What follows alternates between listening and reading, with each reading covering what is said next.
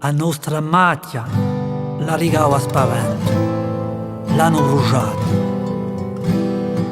Ma macchia n'aveva un'altra, di secoli, di storia, di seppali, di gesti, d'arboroni, i vole, i grotte, di canti, di poste, di parole.